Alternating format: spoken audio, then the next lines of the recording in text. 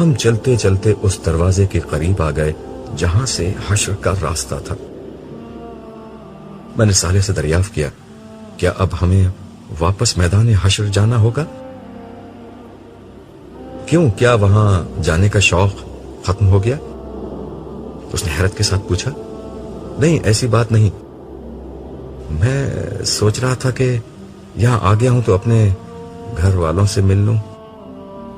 جب ہم شروع میں یہاں آئے تھے تو تم مجھے براہ راست اوپر لے گئے تھے، اب تو میرے گھر والے امت محمدیہ کے کیمپ میں پہنچ چکے ہوں گے۔ تم انسان اپنے جذبوں کو تہذیب کے لفافے میں ڈال کر دوسروں تک منتقل کرنے کی عادی ہوتے ہو۔ کھل کر کیوں نہیں کہتے کہ اپنی گھر والی کے پاس جانا چاہتے ہو؟ یہ بار بار گھر والوں کے الفاظ کیوں بول رہے ہو؟ صالح نے میری بات پر ہنستے ہوئے تبصرہ کیا تو میں جھپ گیا۔ پھر وہ مسکرا کر بولا، شرماؤ نہیں یار، ہم وہیں چلتے ہیں، یہ خادم تمہاری ہر خواہش پوری کرنے پر مامور ہے۔ ہم جس دنیا میں تھے وہاں راستے، وقت اور مقامات سب کے معنی اور مفہوم بالکل بدل چکے تھے۔ اس لیے صالح کا جملہ ختم ہونے کے ساتھ ہی ہم اس پہاڑ کے قریب پہنچ گئے جس کے ارد گرد تمام نبیوں اور ان کی امتوں کے کیمپ لگے ہوئے تھے۔ شاید میں نے تمہیں پہلی دفعہ یہاں آتے وقت یہ بتایا تھا کہ اس پہاڑ کا نام آراف ہے، اسی کی بلندی پر تم گئے تھے، اور یہ دیکھو امت محمدیہ کا کیمپ قریب آ گیا ہے۔ ہم پہاڑ کے جس حصے میں تھے وہاں اس کا دامن بہت دراز تھا، اس لیے وہاں بہت گنجائش تھی، مگر وہ پورا مقام اس وقت ان گنت لوگوں سے بھرا ہوا تھا۔ پہاڑ کے ارد گرد اس قدر رش شاید کسی اور جگہ نہیں تھا۔ میں نے صالح سے مخاطب ہو کر کہا، لگتا ہے سارے مسلمان یہاں آ گئے ہیں؟ نہیں، بہت کم آئے ہیں، امت محمدیہ کی تعداد بہت زیادہ تھی، اس لیے اس کے مقربین اور صالحین کی تعداد بھی بہت زیادہ ہے، وگرنہ بیشتر مسلمان تو ابھی میدان حشر ہی میں پریشان گھوم رہے ہیں۔ تو میرے زمانے کے مسلمان بھی یہاں ہوں گے؟ بدقسمتی سے تمہارے معاصرین میں بہت کم لوگ یہاں ہیں۔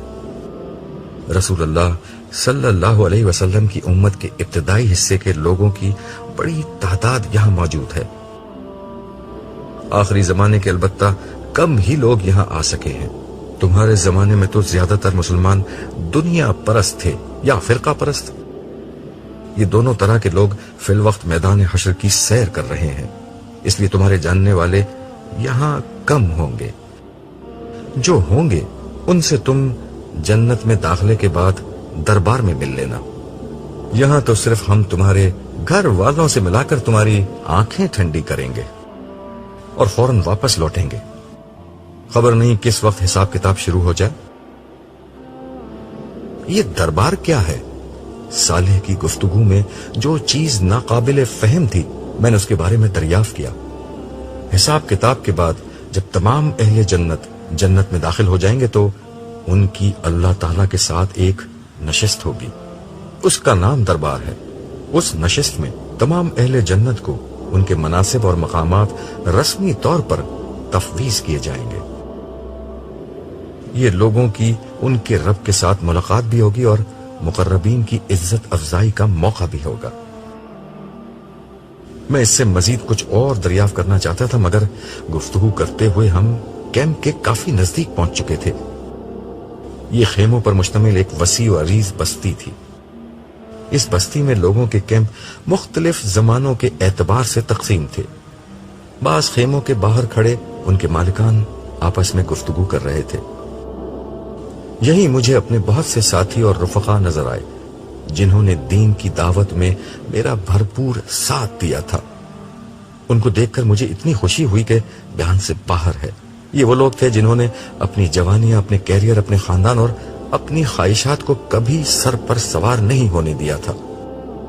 ان سب کو ایک حد تک رکھ کر اپنا باقی وقت، صلاحیت، پیسہ اور جذبہ خدا کے دین کے لیے وقف کر دیا تھا۔ اسی کا بدلہ تھا کہ آج یہ لوگ اس ابدی کامیابی کو سب سے پہلے حاصل کرنے میں کامیاب ہو گئے جس کا وعدہ دنیا میں ان سے کیا گیا تھا۔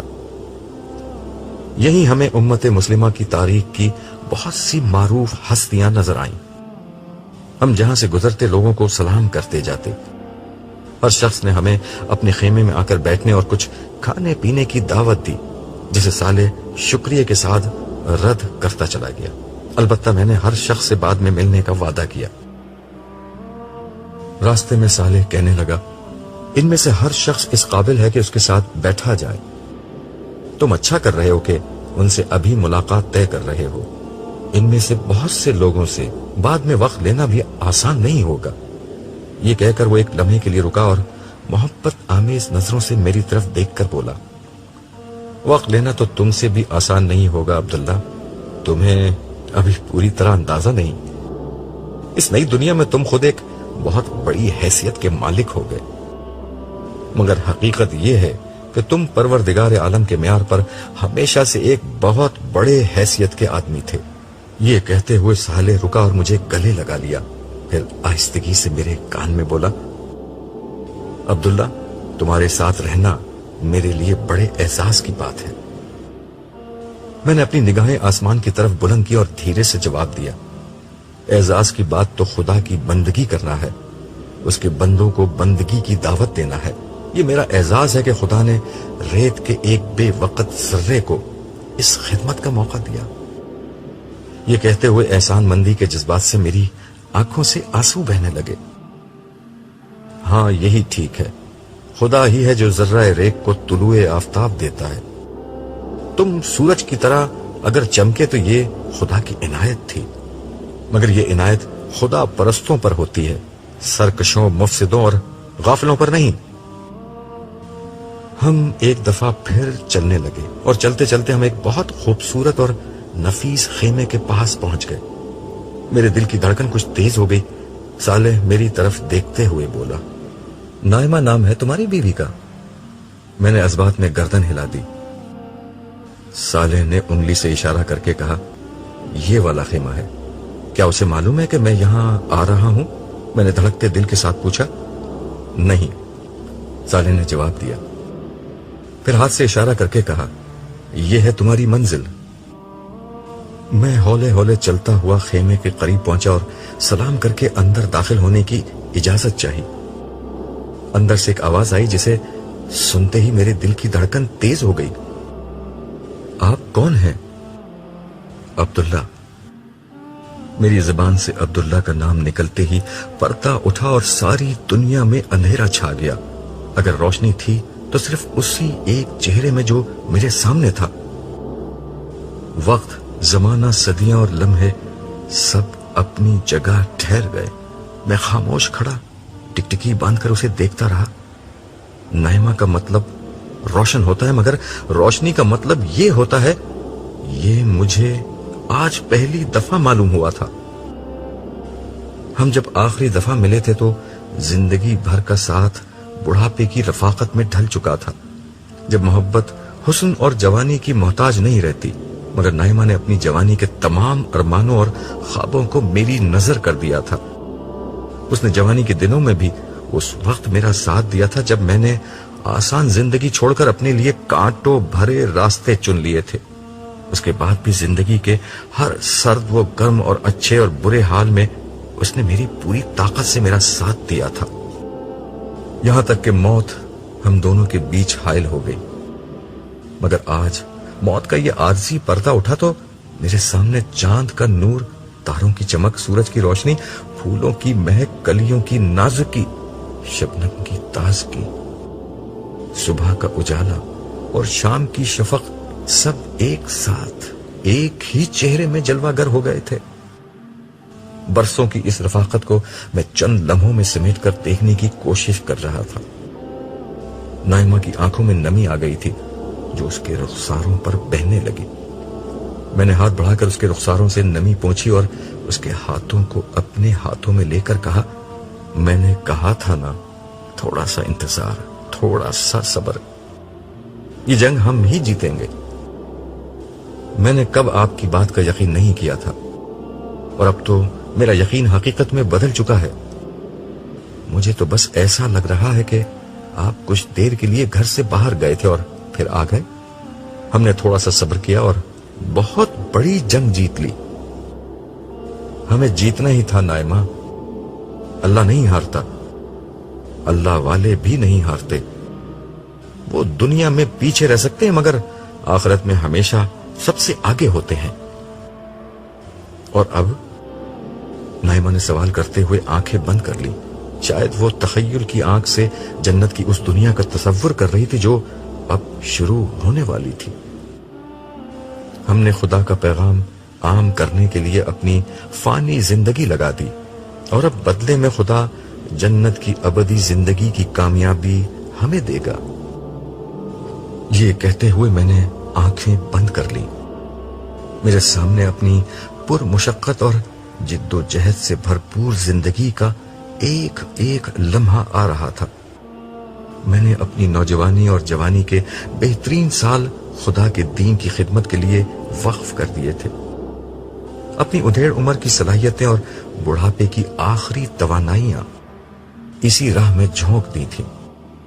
میں ایک غیر معمولی باصلاحیت اور ذہین شخص تھا جو اگر دنیا کی زندگی کو مقصود بنا لیتا تو ترقی اور کامیابی کے اعلیٰ مقامات تک بآسانی پہنچ جاتا، مگر میں نے سوچ لیا تھا کہ کیریئر، جائیداد اور مقام و مرتبہ اور عزت و شہرت اگر کہیں حاصل کرنی ہے تو آخرت ہی میں حاصل کرنی ہے۔ میں نے زندگی میں خواہشات کے میدان ہی میں خود سے جنگ نہیں کی تھی بلکہ تعصبات اور جذبات سے بھی لڑتا رہا تھا۔ فرقہ واریت، اکابر پرستی اور تعصب سے میں نے کبھی اپنا دامن آلودہ نہیں ہونے دیا۔ خدا کے دین کو ہمیشہ ایمانداری اور عقل سے سمجھا اور اخلاص اور صدق دل سے اس پر عمل کیا۔ اس کے دین کو دنیا بھر میں پھیلایا اور کبھی اس راہ میں کسی ملامت کرنے والے کی ملامت کی پرواہ نہیں کی۔ اس سفر میں خدا نے جو سب سے بڑا سہارا مجھے دیا وہ نائمہ کی محبت اور رفاقت تھی، جس نے ہر طرح کے حالات میں مجھے لڑنے کا حوصلہ بخشا۔ اور اب ہم دونوں شیطان کے خلاف اپنی جنگ جیت چکے تھے، مشقت ختم ہو چکی تھی اور جشن کا وقت تھا۔ ہم اسی حال میں تھے کہ صالح نے کھنکار کر ہمیں اپنی موجودگی کا احساس دلایا اور بولا، آپ لوگ تفصیل سے بعد میں ملیے گا، ابھی چلنا ہوگا۔ اس کے ان الفاظ پر میں واپس اس دنیا میں لوٹ آیا۔ میں نے صالح کا نائمہ سے تعارف کروایا، یہ صالح ہیں۔ پھر ہنستے ہوئے میں نے اپنی بات میں اضافہ کیا، یہ کسی بھی وقت مجھے تنہا چھوڑنے پر آمادہ نہیں ہوتے۔ نائمہ نے صالح کو دیکھتے ہوئے کہا، میں انہیں جانتی ہوں، مجھے یہاں پر یہی چھوڑ کر گئے تھے اور اسی وقت آپ کے بارے میں بتا دیا تھا، وگرنہ میں بہت پریشان رہتی۔ میں نے صالح کی طرف مڑتے ہوئے کہا، تم مجھ سے الگ ہی کب ہوئے جو نائمہ کو یہاں چھوڑنے آ گئے تھے؟ تمہیں غالباً یاد نہیں، جس وقت تم اوپر بیٹھے پروردگار کے حضور حشر کے میدان میں گھومنے پھرنے کا پروانہ لے رہے تھے، اس وقت میں تمہارے برابر سے اٹھ گیا تھا۔ عبداللہ، یہ تمہاری کمزوری بھی ہے اور طاقت بھی کہ جب تم خدا کے ساتھ ہوتے ہو تو تمہیں ارد گرد کا ہوش نہیں ہوتا۔ ہوش تو مجھے تھوڑی دیر پہلے بھی نہیں تھا، مگر اس وقت تو تم ٹلے نہیں۔ ہاں، میں اگر ٹل جاتا تو پھر تم سے اگلی ملاقات یوم حشر کے بعد ہوتی۔ ویسے تم انسان بڑے ناشکرے ہو اور بھلکڑ بھی، بھول گئے تمہیں کہاں جانا ہے؟ اوہو نائمہ، ہمیں چلنا ہوگا، تم یہیں رکو، میں کچھ دیر میں آتا ہوں۔ مگر ہمارے بچے؟ وہ بھی ٹھیک ہیں، تم انہیں یہاں تلاش کرو، قریب میں کہیں مل جائیں گے، وگرنہ میں تھوڑی دیر میں سب کو لے کر خود آ جاؤں گا۔ ابھی مجھے فوراً میدان حشر میں لوٹنا ہے، ملنا ملانا اس کے بعد عمر بھر ہوتا رہے گا۔ اس آخری سوال کے بعد یہاں میرے رکنے کی گنجائش ختم ہو چکی تھی، کیونکہ مجھے جواب میں ان دو بچوں کے بارے میں بھی بتانا پڑتا جو یہاں نہیں تھے، اور یہ ایک بہت تکلیف دہ کام تھا۔ نائمہ نے کچھ سمجھتے ہوئے اور کچھ نہ سمجھنے کے انداز میں گردن ہلا دی۔ واپسی پر میں نے صالح سے کہا، یہاں کی زندگی میں تو خاندانوں میں بڑی ٹوٹ پھوٹ ہو جائے گی، کسی کی بیوی رہ گئی اور کسی کا شوہر رہ گیا۔ ہاں، یہ سب تو ہوگا، آگے بڑھنے کا موقع تو وہ دنیا تھی جو گزر گئی، یہاں تو جو پیچھے رہ گیا سو رہ گیا، لیکن یہاں کوئی تنہا نہیں ہوگا۔ رہ جانے والوں کے انتظار میں कोई नहीं रुकेगा। नए रिश्ते नाते वजूद में आ जाएंगे, नए जोड़े बन जाएंगे, नई शादियां हो जाएंगी। मगर यहां वैसे खानदान तो नहीं होंगे जैसे दुनिया में होते थे। तुम ठीक समझे हो। दुनिया में खानदान का इदारा इंसानों की बास कमजोरियों की बिना पर बनाया गया था। बच्चों की परवरिश और बूढ़ों की निगहदाश्त उस इदारे का बुनियादी मकसद था। खानदान की मजबूती और इस्तेहकाम के लिए मर्दों को खानदान का सरबराह बनाया गया था। उसी खानदान को जोड़े रखने के लिए औरतों को बहुत से मामलात में मर्दों से कमजोर बनाया गया था। वो मर्दों के लिए एक नेमत भी थी और जरूरत भी। उसके बगैर दुनिया का नज्म चल नहीं सकता था। मगर अब यहां मामलात जुदा होंगे। औरतें मर्दों के लिए एक नेमत तो रहेंगी, मगर खुद उनकी मोहताज नहीं होंगी। इसीलिए उनकी कद्र व कीमत बहुत बढ़ जाएगी और उनका नखरा भी। इसका मतलब यह है कि इस दुनिया में औरत होना ज्यादा फायदे की बात है। औरत जब चाहेगी मर्द की तवज्जो हासिल कर लेगी, मगर मर्द का औरतों पर कोई इख्तियार नहीं होगा, हालांकि वो उनके जरूरतमंद होंगे। हाँ, ये बात ठीक है। तो हम मर्द फिर नुकसान में रहे। हाँ, नुकसान में तो तुम लोग रहोगे। ये तो बड़ा मसला है। इस मसले का कोई हल है? जन्नत की नई दुनिया में हर चीज का हल होता है। हूरें इसी मसले का हल है। मगर उनसे तो खवातीन को जेलसी महसूस होगी। नहीं, ऐसा नहीं होगा। हूरें अपनी स्टेटस और खूबसूरती में कभी जन्नत की खवातीन के बराबर नहीं आ सकती। इसलिए वो जन्नती खवातीन के लिए कभी रश्क व हसद का बाइस नहीं बनेगी। जन्नत की खवातीन अपने आमाल की वजह से हूरों से कहीं ज्यादा खूबसूरत और बहुत बड़े स्टेटस की मालिक होंगी। उन्हें इसकी परवाह नहीं होगी कि उनके शौहर की और दिलचस्पियां क्या हैं। वैसे भी जन्नत इंसानों की नहीं, खुदा की दुनिया है। तुम जानते हो कि इंसानों और खुदा की दुनिया में क्या फर्क होता है। मैं खामोशी से सवालिया निगाहों से उसे देखता रहा। उसने अपने सवाल का खुद ही जवाब दिया। इंसानों की दुनिया में रकीब से हसद की जाती है, मगर खुदा की दुनिया में रकीब भी महबूब होता है। ये बात तो लाजवाब है, मगर इस मसले का फैसला जन्नती खवातीन ही कर सकती हैं। जन्नत पाकीज़ा लोगों के रहने की जगह है। उनकी पाकीज़गी खुदा की मेहरबानी से किसी मनफी जज्बे को उनके पास फटकने नहीं देगी। सालेह ने मेरी बात का बराह रास्त जवाब देने के बजाय एक उसूली बात बयान की और फिर उसकी मजीद वजाहत करते हुए कहा, असल में तुम अभी तक इंसानी दुनिया के असरात से नहीं निकले हो। पिछली दुनिया आजमाइश की दुनिया थी, इसलिए वहां मस्बत जज्बों के साथ मनफी जज्बे भी रख दिए गए थे। ये मनफी जज्बे इंसानी शख्सियत के अंदर से उठते थे। हर मोमिन मर्द और औरत की ये जिम्मेदारी थी कि वो हर तरह के मनफी हालात और माहौल में रहने के बावजूद अपने अंदर पैदा होने वाले मनफी जज्बात पर काबू पाए। ये बिल्कुल ऐसे ही है जैसे पसीना, बोलो बराज, पेशाब वगैरह इंसानी जिस्म से निकलने वाली गंदगियां थीं, मगर हुक्म था कि हर गंदगी से अपने वजूद को पाक रखो। तो तुम लोग पानी से गुस्ल व तहारत करते थे। उसी तरह मनफी जज्बे भी अंदर से पैदा होने वाली गंदगियां थीं। गुस्सा, नफरत, झूठ, हसद, तकब्बुर, कीना, जुल्म और इन जैसी तमाम गंदगियों के बारे में हुक्म था कि सब्र के पानी से इन्हें धो डालो। मोमिन मर्द और औरत जिंदगी भर ये मुशक्कत उठाते रहे, मगर आज के दिन उन्हें हर ऐसी मुशक्कत से पाक कर दिया जाएगा। यानी मतलब यह कि अब ना इनके जिस्मों से गंदगियां निकलेंगी और ना इनके जहन में मनफी जज्बे और ख्यालात ही पैदा होंगे। जन्नत खूबसूरत लोगों के रहने की एक खूबसूरत जगह है जहां कोई बदसूरत जज्बा बाकी नहीं रहेगा।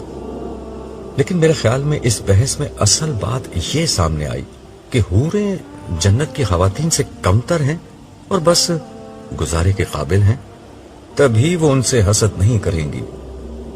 फिर मैंने हंसते हुए अपनी बात में इजाफा किया, मुसलमान खामखा हूरों के हुस्न का चर्चा सुनकर उनके दीवाने बने और बिला वजह लोगों के ताने सुनते रहे। मेरे मजाक के जवाब में सालेह ने संजीदगी से कहा, ये दोनों तुम्हारी गलत फहमियां हैं। बात यह है कि जन्नत में तुम मर्द औरतों के लिए कोई ایسا قیمتی اثاثہ نہیں رہو گے جس کی وجہ سے وہ کسی سے حسد کریں۔ رہی حوریں تو ان کی تحقیر مت کرو کہ ان کے لیے کمتر اور گزارے کے قابل کے الفاظ بولو۔ وہ جنتی خواتین جیسی تو نہیں، مگر بہرحال ایسی بھی نہیں کہ تم ان کو کمتر سمجھو۔ اچھا تو وہ کیسی ہیں؟ میں بتاتا ہوں وہ کیسی ہیں۔ وہ حوریں نسوانی جمال کا آخری نمونہ اور جسمانی خوبصورتی کا آخری شاہکار ہیں۔ ان کا بے مثال حسن اور باکمال روپ سرخی پاؤڈر کے سنگار، گجروں کے تار، موتیوں کے ہار اور زیب و زینت کی جھنکار کا محتاج نہیں ہوتا۔ ان کے وجود کی تشکیل کے لیے کائنات اپنا ہر حسن مستعار دیتی ہے۔ پھول اپنے رنگ، ہوا اپنی لطافت، دریا اپنا بہاؤ، زمین اپنا ٹھہراؤ، تارے اپنی چمک، کلیاں اپنی مہک، چاند اپنی روشنی، سورج اپنی کرنیں، آسمان اپنا توازن، چوٹیاں اپنی بلندی اور وادیاں اپنے نشیب جب جمع کر دیتے ہیں تو ایک حور وجود میں آتی ہے۔ ان کا حسن خوبصورتی کے ہر معیار پر آخری درجے میں پورا اترتا ہے۔ ان کا قد لمبا اور رنگ زردی مائل گورا ہے۔ پورے جسم کی جلد بے داغ اور شفاف ہے۔ آنکھیں بڑی بڑی اور گہری سیاہ ہیں، مگر ہر لباس کی مناسبت سے اس کے رنگ میں ڈھل سکتی ہیں۔ ان کی بھویں ہموار اور پلکیں دراز ہیں۔ ان کی نظر عام طور پر جھکی رہتی ہے، مگر جب اٹھتی ہے تو تیر کی طرح دل تک جا پہنچتی ہے۔ ان کا چہرہ کتابی، پیشانی کشادہ، رخسار سرخی مائل، ناک ستوا، زبان شیریں، ہونٹ گلاب کی طرح نازک اور دانت موتیوں کی طرح چمکدار ہیں۔ ان کے بال ریشم کی طرح نرم اور چمکدار اور ان کے سفید رنگ کے برعکس گہرے سیاہ اور پنڈلیوں تک لمبے ہیں۔ ان کی آواز سریلے نغموں کی طرح کان میں رس کھولتی، باتوں سے موتی جھڑتے اور مسکراہٹ سے رت حسین ہو جاتی ہے۔ ان کے وجود میں حیا کا عطر اور سانسوں میں خوشبوؤں کی مہک ہے۔ ان کے لہجے میں نرمی، چلنے کے انداز میں دلربائی اور بولنے کے طریقے میں شان و وقار ہے۔ ان کا معطر وجود مخملی لباس اور چمکتے زیور کے اندر بادلوں میں چھپے کھلتے بدر کامل کا منظر پیش کرتا ہے۔ تم نے حوروں کو دیکھا ہے؟ نہیں، انہیں کسی نے نہیں دیکھا، صرف ان کا احوال سنا ہے، وہی تمہیں سنا رہا ہوں۔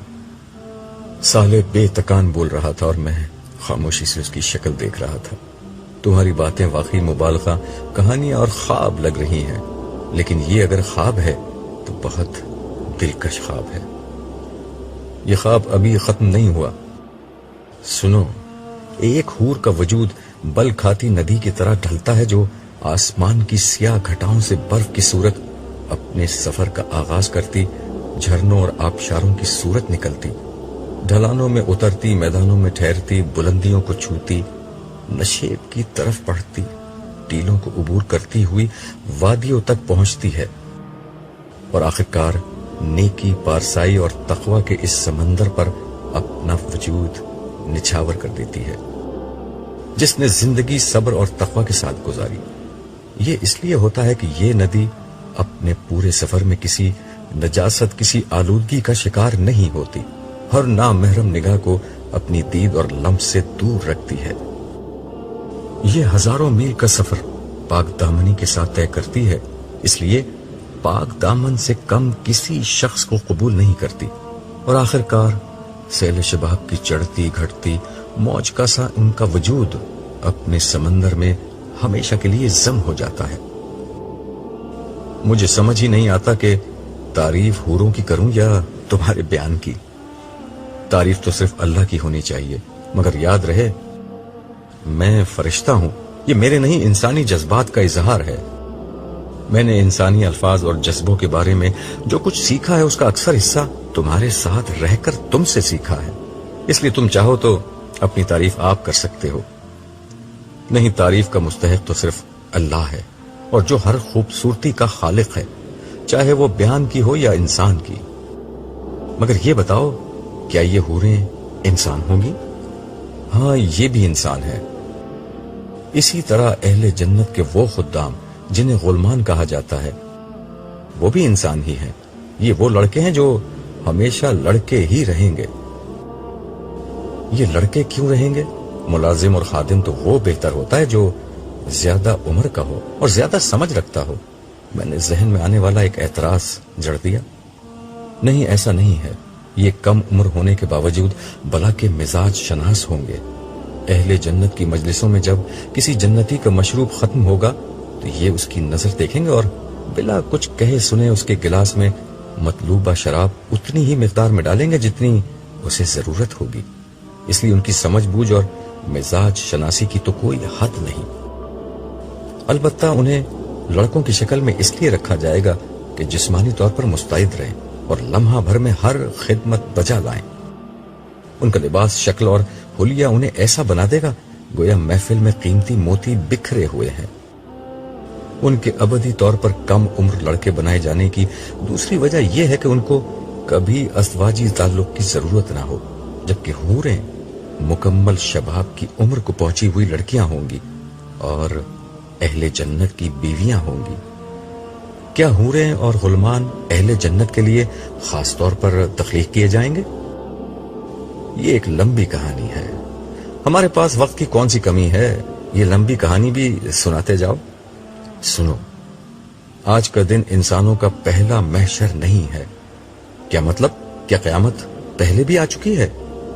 قیامت تو پہلے نہیں آئی، البتہ اول تا آخر سارے انسان ایک دفعہ پہلے بھی پیدا کیے جا چکے ہیں. تمہارا اشارہ عہد الصد کی طرف ہے؟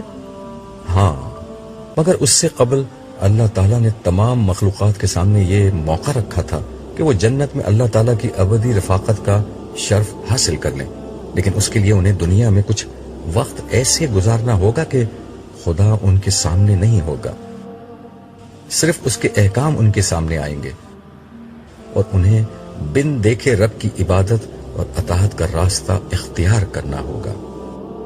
زمین کی بادشاہی عارضی طور پر امانتاً اس مخلوق کو دے دی جائے گی اور اپنی بادشاہی کے زمانے میں اس مخلوق کو اپنے بارے میں یہ ثابت کرنا ہوگا کہ وہ صاحب اختیار بادشاہ ہونے کے باوجود بن دیکھے خدا کی اطاعت کے لیے تیار ہے. جس کسی نے اقتدار اور اختیار کی اس امانت کا درست استعمال کیا، اس کا بدلہ جنت میں خدا کی ابدی رفاقت ہوگی اور ناکامی کی صورت میں جہنم کا عذاب. تو پھر کیا ہوا؟ یہ ہوا کہ ساری مخلوقات ڈر کے پیچھے ہٹ گئیں، اس لیے کہ جنت جتنی حسین ہے، جہنم اتنی ہی بھیانک جگہ ہے. حشر کی سختی کو تو ابھی تم نے اپنی آنکھوں سے دیکھا ہے. اس کے بعد کون عقل مند اس امتحان میں کودنے کی کوشش کرتا؟ اور غالباً ہم جذباتی انسان اس امتحان میں کود پڑے. میں نے لقمہ دیا، ہاں یہی ہوا تھا. لیکن خدائی امانت اٹھانے کا یہ عزم روح انسانی نے اجتماعی طور پر کیا تھا. اس لیے خدا کے عدل کا تقاضا یہ تھا کہ ہر انسان کو پیدا کر کے براہ راست اس سے یہ معلوم کیا جائے کہ وہ کس حد تک اس امتحان میں اترنے کے لیے تیار ہے. عبداللہ، یہ اس لیے ہوا کہ تمہارا رب کسی پر رائی کے دانے کے برابر بھی ظلم نہیں کرتا. سو اس نے سب انسانوں کو پیدا کیا، سب کے سامنے اپنے پورے منصوبے کو رکھا. ظاہر ہے انسانوں کی اکثریت پہلے ہی اس مقصد کے لیے تیار تھی، اسی لیے وہ پورے شعور کے ساتھ اس امتحان میں کودنے کے لیے تیار ہو گئے. البتہ جن لوگوں نے یہ خطرہ مول لینے سے انکار کر دیا، ان سب کے بارے میں یہ فیصلہ ہوا کہ انہیں سن بلوغت تک پہنچنے سے قبل ہی مر جانے والے بچوں اور بچیوں کا کردار سونپ دیا جائے. یہی بچیاں اور بچے جنت کی بستی میں حور و غلمان بنا دیے جائیں گے اور باقی لوگ اس کڑے امتحان میں اترنے کے لیے تیار ہو گئے. ہاں، مگر اس میں بھی خدا کی کریم ہستی نے کمال عنایت کا مظاہرہ کیا تھا. تم جانتے ہو کہ دنیا میں سب کا امتحان یکساں نہیں ہوتا. یہ امتحان بھی اس روز ہر شخص نے اپنی مرضی سے چن لیا تھا. جو بہت زیادہ حوصلہ مند لوگ تھے انہوں نے نبیوں کا زمانہ چن لیا. ان لوگوں کا امتحان یہ تھا کہ ہر سو پھیلی گمراہی کے دور میں انبیاء کی تصدیق کر کے ان کا ساتھ تھے. ان کی کامیابی کے لیے اصل شرط یہ تھی کہ بدترین مخالفت میں بھی ثابت قدم رہیں، اس راہ میں ہر مشکل کو برداشت کریں اور انبیاء کا پیغام آگے پہنچائیں، اس لیے ان کا اجر بھی بڑا رکھا گیا، مگر انہیں انبیاء کی براہ راست رہنمائی کی سہولت کی بنا پر کفر و انکار کی صورت میں عذاب بھی اتنا ہی شدید ہوتا۔ انہی لوگوں میں ایک طرف ابو بکر جیسے لوگ تھے اور دوسری طرف ابو لہب جیسے دشمنان حق۔ آزمائش کی دوسری سطح وہ تھی جس میں لوگوں نے امت مسلمہ اور نبیوں کے بعد ان کی امت میں شامل ہونے کا پرچہ امتحان چنا۔ ان لوگوں کا امتحان یہ تھا کہ بعد کے زمانے میں پیدا ہونے والی گمراہیوں، فرقہ واریت، بدعت، غفلت سے بچ کر شریعت کے تقاضوں کو ہر حال میں نبھاتے رہیں اور معاشرے کے خیر و شر سے لا تعلق ہونے کے بجائے لوگوں میں نیکی کو پھیلائیں اور انہیں برائی سے روکیں۔ یہ ذمہ داریاں ان پر اس لیے عائد کی گئیں کہ ان کے پاس انبیاء کی تعلیمات تھیں اور وہ پیدائشی مسلمان تھے جنہیں قبول اسلام کے لیے کسی کڑی آزمائش سے نہیں گزرنا پڑا۔ اس کا مطلب یہ تھا کہ عام انسانوں کے مقابلے میں ان کی رہنمائی زیادہ کی گئی، انہیں زیادہ اجر کمانے کا موقع دیے گئے، لیکن غفلت کی صورت میں ان کا حساب کتاب اتنا ہی سخت ہونا طے پایا۔ میرا اور دیگر مسلمانوں کا تعلق اسی گروہ سے تھا نا؟ ہاں، تم ٹھیک سمجھے۔ تیسرا گروہ ان لوگوں کا تھا جنہوں نے اپنا پرچہ امتحان بہت سادہ رکھا۔ یہ سارے لوگ نبیوں کی براہ راست رہنمائی کے بغیر پیدا کیے گئے اور ان کا پرچہ امتحان فطرت میں موجود ربانی ہدایت تھی، یعنی توحید اور اخلاق کا امتحان۔ انہیں عام مسلمانوں کی طرح نہ شریعت کے امتحان میں ڈالا گیا، نہ نبیوں کی رفاقت کے کڑے امتحان میں۔ ظاہر ہے کہ ان کا حساب کتاب سب سے ہلکا ہوگا، ان کے لیے شدید عذاب کا اندیشہ بھی کم ہے اور اجر کے مواقع بھی اسی تناسب سے کم ہے۔ اور انبیاء کا معاملہ کیا تھا؟ انہوں نے امتحان کا سب سے سخت پرچہ چنا، اس لیے ان کی رہنمائی براہ راست اللہ تعالی کی طرف سے کی گئی اور اسی لیے ان کا احتساب کا معیار بھی سب سے زیادہ سخت تھا۔ تمہیں تو معلوم ہے کہ حضرت یونس کے ساتھ کیا ہوا تھا۔ انہوں نے کوئی گناہ نہیں کیا تھا، صرف ایک اجتہاد کیا تھا، لیکن دیکھو اللہ تعالیٰ نے انہیں کس طرح مچھلی کے پیٹ میں بند کر دیا۔ پھر اس نے اس طویل گفتگو کا خلاصہ کرتے ہوئے کہا، اصل اصول جو تمام اقسام کے گروہوں میں کام کر رہا ہے وہ ایک ہی ہے، زیادہ رہنمائی، زیادہ سخت حساب کتاب اور زیادہ بڑی سزا و جزا، کم رہنمائی، ہلکا حساب کتاب، کم سزا و جزا۔ مگر کسی انسان کا تعلق کسی گروہ سے ہے، اس کا انتخاب انسانوں نے خود کیا ہے، اللہ تعالیٰ نے نہیں۔ اس کا مطلب یہ ہوا کہ اگر دنیا میں میری رہنمائی بہت زیادہ کی گئی تو یہ دراصل میری اپنی درخواست کے نتیجے میں کی گئی تھی۔ ہاں، بالکل ایسا ہی ہے۔ اسی وجہ سے تم آج اتنا اونچا درجہ پانے میں کامیاب ہو گئے۔ اگر تم اس رہنمائی کی قدر نہ کرتے تو تمہیں اتنا ہی شدید عذاب دیا جاتا۔ یار، میں نے کتنا بڑا رسک لے لیا تھا۔ یہی تمہاری دنیا کا اصول تھا، نو رسک نو گین۔ مجھے اس لمحے احساس ہوا کہ میں نے کیا پا لیا ہے اور کس خطرے سے نکل گیا ہوں۔ میں بے اختیار سجدے میں گر گیا۔ دیر تک میں اپنے رب کا شکر ادا کرتا رہا جس نے مجھے اس عظیم امتحان میں سرخرو کر دیا تھا۔ اتنے میں صالح نے میری پیٹھ تھپکتے ہوئے مجھ سے کہا، عبداللہ اٹھو۔ میں اٹھ کر کھڑا ہوا اور صالح کو دونوں ہاتھوں سے پکڑ کر بولا، صالح، اب میں کبھی نہیں مروں گا۔ میری زندگی میں کبھی کوئی بیماری، بڑھاپا، خوف، غم، حزن، اداسی اور مایوسی نہیں آئے گی۔ میرا دل چاہ رہا ہے کہ میں اچھلوں، کودوں، ناچوں، قہقہے لگاؤں اور پوری دنیا کو چیخ چیخ کر بتاؤں کہ لوگوں میں کامیاب ہو گیا، لوگوں میں کامیاب ہو گیا۔ آج سے میری بادشاہت شروع ہوتی ہے، آج سے میری زندگی شروع ہوتی ہے۔ صالح خاموشی سے مسکراتے ہوئے مجھے دیکھتا رہا۔ میرے خاموش ہونے پر وہ بولا، زندگی تو شروع ہوگی، ابھی تو ہمیں واپس حشر میں لوٹنا ہے، بہت سے احوال دیکھنے ہیں۔ خدا نے تمہیں بڑا غیر معمولی موقع دیا ہے، آؤ میدان حشر میں چلتے ہیں۔